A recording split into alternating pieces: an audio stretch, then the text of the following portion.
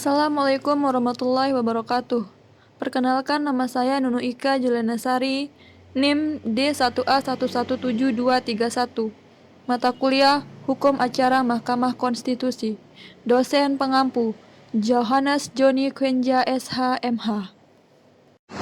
Di sini saya akan membahas mengenai kuasa hukum dan pendamping.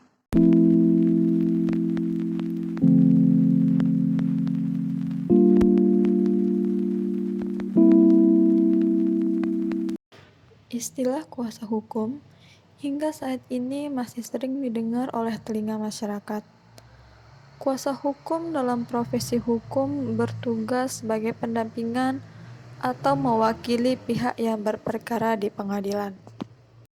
Pengacara adalah seseorang yang menjalankan tugas dan peran sebagai suatu kuasa hukum pada proses litigasi, yang lingkup kerjanya terbatas pada wilayah pengadilan tinggi, tempat yang bersangkutan diangkat, dan setelah memiliki pengalaman yang cukup, dapat dianggap sebagai seorang advokat yang memiliki wilayah kerja di seluruh wilayah Republik Indonesia.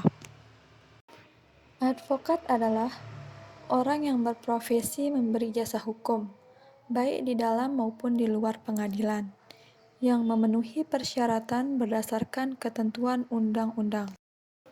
Penasehat hukum adalah seseorang yang telah memenuhi syarat berdasarkan undang-undang untuk memberikan bantuan hukum kepada masyarakat.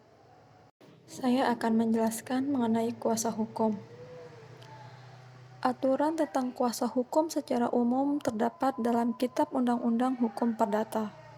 Dalam pasal 1792 KUH Perdata menjelaskan bahwa pemberian kuasa merupakan suatu persetujuan dengan mana seseorang memberikan kekuasaan kepada orang lain yang menerimanya untuk atas nama pemberi kuasa menyelenggarakan suatu urusan.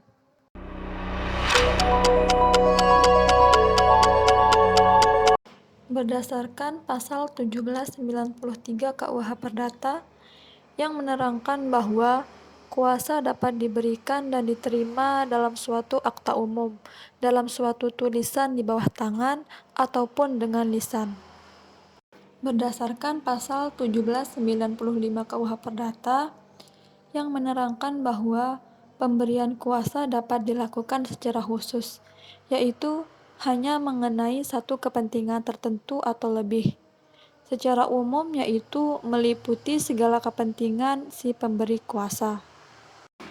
Berdasarkan pasal 1796 KUH Perdata yang menerangkan bahwa pemberian kuasa yang dirumuskan dalam kata-kata umum hanya meliputi perbuatan pengurusan untuk memindahtangankan benda-benda atau untuk membuat suatu perdamaian ataupun suatu perbuatan lain yang hanya dapat dilakukan oleh seorang pemilik, diperlukan suatu pemberian kuasa. Dalam pasal 43 Undang-Undang MK dijelaskan bahwa dalam pemeriksaan persidangan, pemohon atau termohon dapat didampingi atau diwakili oleh kuasanya berdasarkan surat kuasa khusus untuk itu.